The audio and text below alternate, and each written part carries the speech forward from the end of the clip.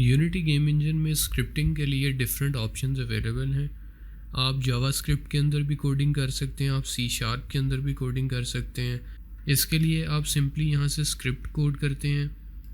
Script create करने के लिए आप किसी भी गेम ऑब्जेक्ट को क्रिएट कर सकते हैं। डिफरेंट वेज़ हैं। एक आप गेम ऑब्जेक्ट यहाँ जैसे मैंने क्रिएट किया, क्रिएट एम्प्टी, और ये एक 3D गेम ऑब्जेक्ट है। इसमें मैं यहाँ से ऐड कंपोनेंट पे क्लिक कर सकता हूँ और यहाँ से मैं सी जब प्रेस करूँगा तो डिफरेंट आपके पास ऑप्शंस हैं। जैसे ये आपके पास आ रही है न्यू स्क्रिप्ट की। न्यू स्क्रिप्ट मैंने यहाँ क्लिक किया और यहाँ मैं इसका नाम यहाँ मैं इसका कोई भी नाम दे सकता हूँ। जैसे मैं इसका नाम दे रहा हूँ गेम मैनेजर 1_1। तो इसके ऊपर एक यहाँ स्क्रिप्ट ऐड हो जाएगी। आप देख सकते हैं कि एक स्क्रिप्ट ऐड हो गई। इस स्क्रिप्ट को मैं यहाँ से लोकेट करूँगा तो ये आप सीन के अंदर देख सकते हैं कि एक सी शार्प की स्क्रिप्ट ऐड हो चुकी है। इसको मैं यहाँ से फ़िलहाल डिलीट करता हूँ। एक और तरीका है स्क्रिप्ट क्रिएट करने का, हम उस तरीके से स्क्रिप्ट क्रिएट करते हैं।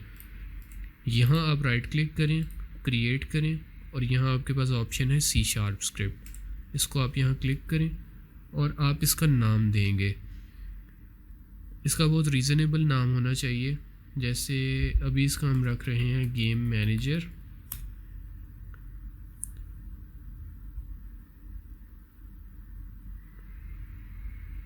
और उसके बाद आप इसको ओपन करें विजुअल स्टूडियो के अंदर।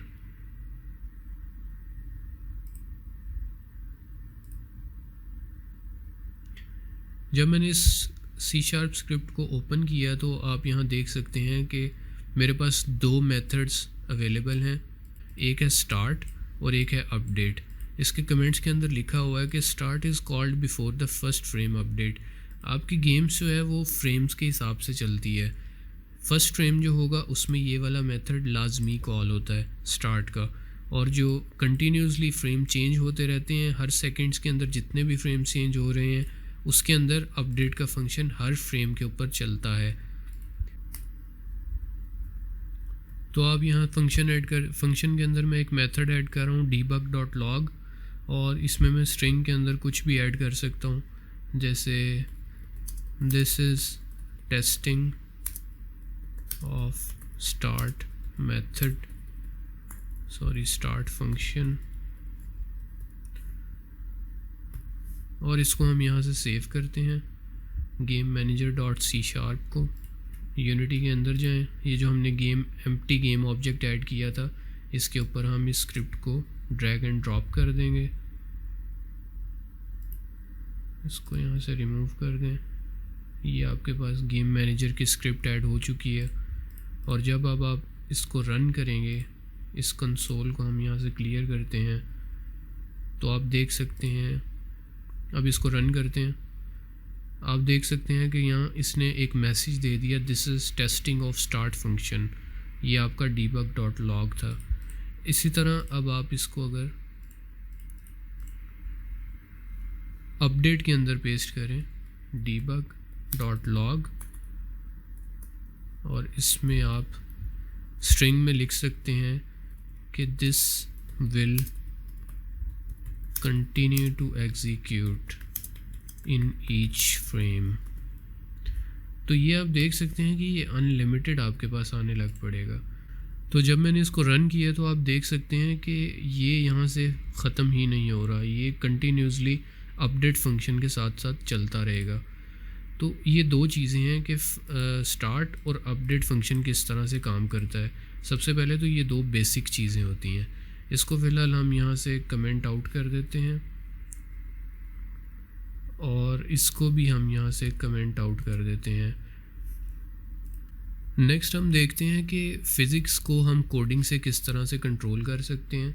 यहाँ मैं अपने सीन के अंदर कुछ ऑब्जेक्ट्स को क्रिएट कर लेता हूँ। जैसे एक ऑब्जेक्ट क्रिएट किया क्यूब, और इसका मैं थोड़ा सा वैल्यूज़ को चेंज कर लेता हूँ, और इसके ऊपर हम एक गेम ऑब्जेक्ट ऐड कर देते हैं, वो भी है क्यूब आपके पास।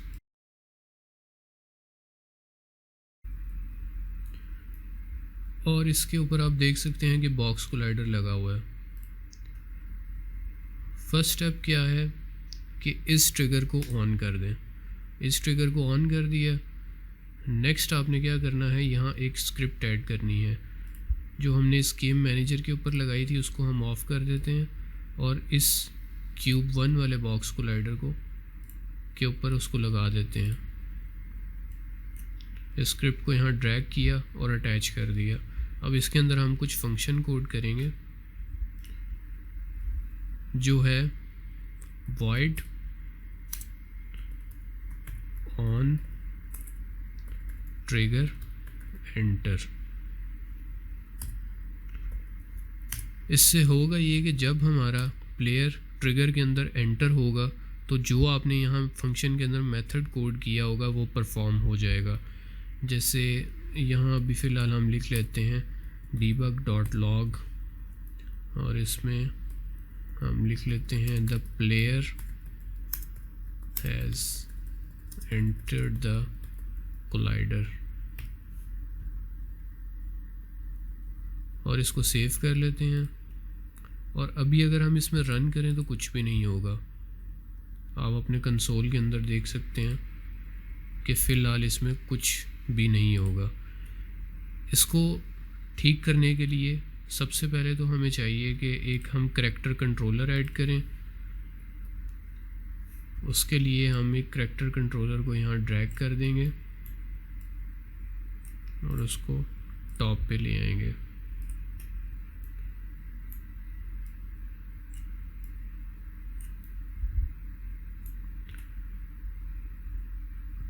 और अब अगर आप इसको नोट करें, जैसे ही ये करैक्टर इसके साथ हिट करेगा, मैं यहाँ से कंसोल को एक्टिवेट कर देता हूँ, तो आप नोट कीजिएगा कि यहाँ आपके पास फ़ौरन debug.log में आ गया the player has entered the collider. तो ये आपका इस तरह से बार बार जब भी आप इसमें एंटर होंगे तो ये वाला मेथड एग्जीक्यूट करेगा। इसको थोड़ा सा और बेहतर बना लेते हैं। इसको हम यहाँ से एक और गेम ऑब्जेक्ट क्रिएट करते हैं जो होगा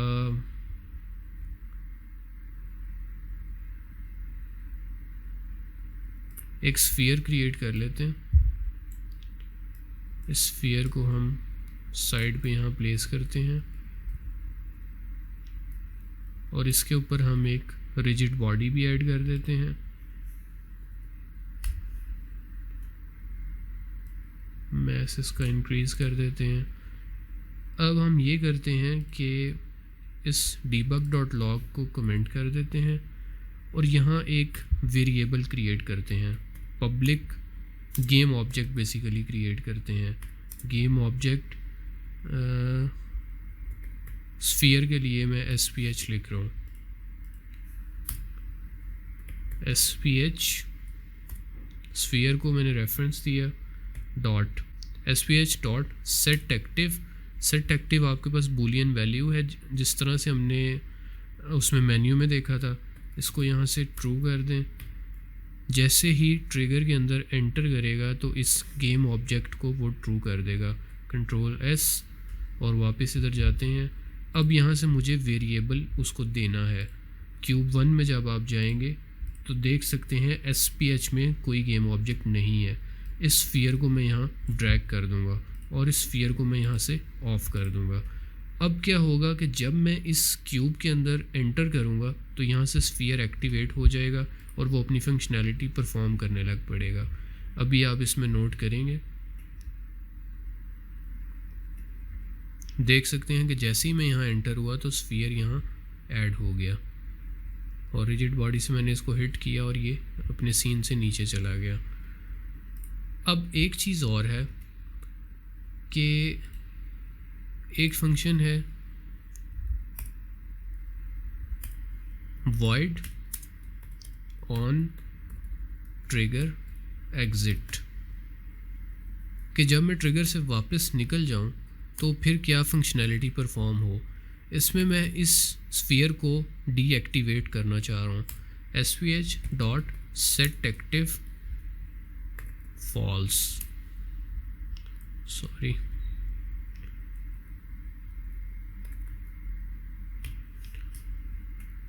सेव करें इसे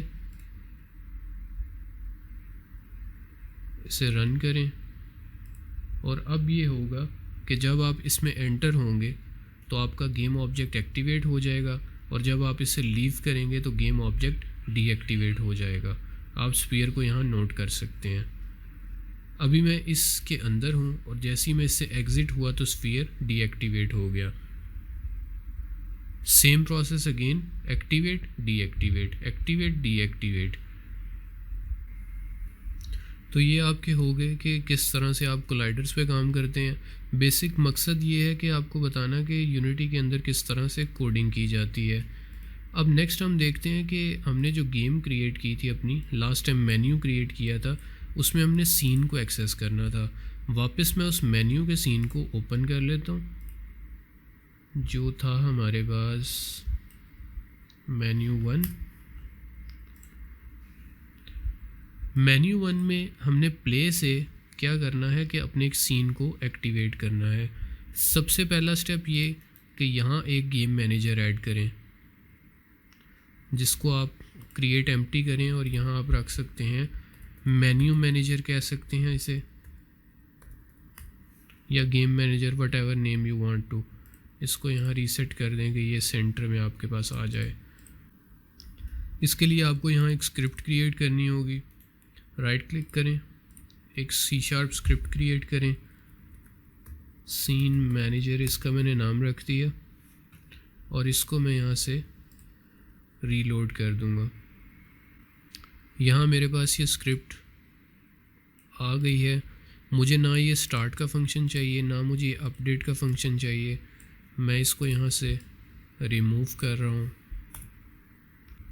यहाँ मुझे एक न्यू फंक्शन क्रिएट करना है जिसके थ्रू मैं अपने सीन्स को रीलोड कर सकूँ।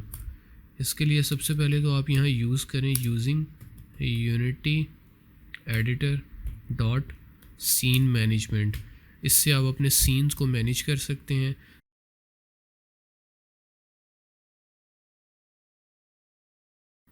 पब्लिक वॉइड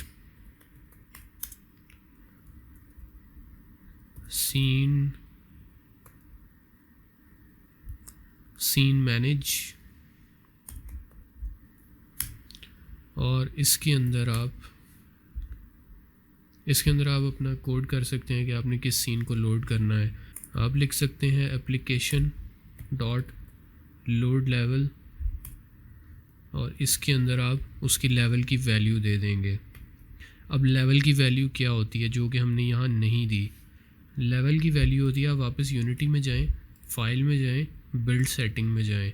अब बिल्ड सेटिंग में आप देखेंगे कि मैंने एक मेन मेन्यू का सीन ऐड किया हुआ है, दूसरा मैंने ये डेमो 2 ऐड किया हुआ है सीन 2 का। आप यहाँ जितने भी आप सीन्स क्रिएट करेंगे उसको आप यहाँ ऐड करेंगे।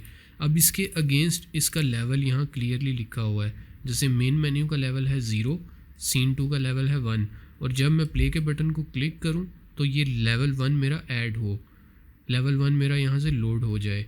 इसको मैंने यहाँ से 1 की वैल्यू मुझे पता लग गई, इसको यहाँ मैं नेम दे दूँगा 1, और इसको मैं यहाँ से सेव कर दूँगा। यहाँ मैंने अपनी सीन मैनेजमेंट की स्क्रिप्ट को ऐड कर दिया, और अब हमने इस प्ले के बटन के ऊपर कोड करना है कि किस तरह से हम इसको एक्सेस कर सकें। मेन मेन्यू में जाएं, go to background, go to play button, इसके ऑन क्लिक इवेंट पे क्लिक करें, और यहाँ से आप इस मेन्यू मैनेजर को ड्रैग कर दें। नो फंक्शन की बजाय आप यहाँ सीन मैनेजमेंट में जाएं। आप यहाँ देख सकते हैं कि सीन MNG का जो हमने मेथड क्रिएट किया था वो यहाँ, इसको आप यहाँ क्लिक कर देंगे। फिर आप यहाँ प्ले के बटन पे क्लिक करें, गो टू प्ले, तो आप वेट करें। जैसे ही आपने ये सीन क्रिएट किया था इसने उसको लोड कर दिया है। इसी तरह एक चीज़ और मैं आपको यहाँ दिखाना चाहता हूँ। मेन्यू मैनेजर में हम वापस जाते हैं सीन मैनेजमेंट में। अब यहाँ मैं एक चीज़ और ऐड करना चाह रहा हूँ कि कोड को किस तरह से डिले किया जाए। कोड को डिले करने के लिए आप IEnumerator का यूज़ करते हैं। IEnumerator एक स्पेशल मेथड है आपके पास। इसको क्रिएट करने के लिए मैं वापस सीन मैनेजमेंट में जाता हूँ, और इसमें मैं एक न्यू आई इनोमिनेटर क्रिएट कर लेता हूँ। इसका नाम दे देते हैं डिले गेम ऑब्जेक्ट के लिए डिले जियो लिख लेते हैं। और इसके अलावा अच्छा, इसमें वैल्यूज़ देने के लिए एक चीज़ याद रखें, अगर आपने कोड को डिले करना है या किसी भी चीज़ को डिले करना है, इसके लिए आप लिखेंगे yield return new wait for seconds. इस जगह पे आप सेकंड्स डिफ़ाइन करेंगे कि कितने सेकंड्स का डिले देना है। जैसे मैं 4 सेकंड्स का डिले दे रहा हूँ और सेमी कॉलन। इसको कोरूटीन को स्टार्ट करने के लिए आप स्टार्ट के मेथड के अंदर इसको कॉल करते हैं।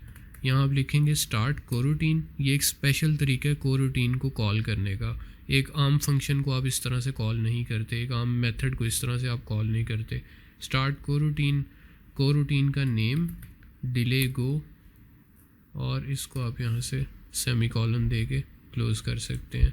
अब इसमें मैं करना क्या चाह रहा हूँ कि एक गेम ऑब्जेक्ट को इनिशिएट करवाना चाह रहा हूँ after 4 seconds, like something like that.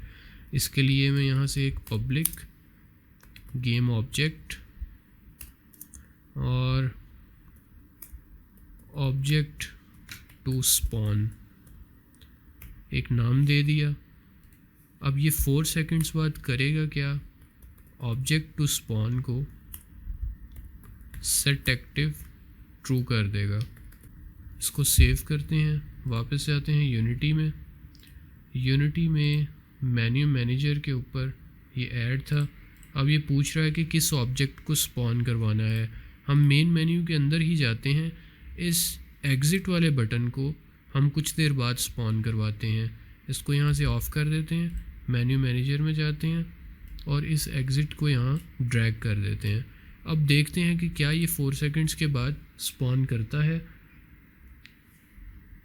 अब देख सकते हैं आप कि ये 4 सेकंड्स के बाद इसने स्पॉन किया। इसको यहाँ क्लियर करने के लिए हम debug.log की स्टेटमेंट भी ऐड कर देते हैं कि हम कंपाइलर के अंदर देख सकें debug.log, और इसमें हम बता देते हैं द गेम ऑब्जेक्ट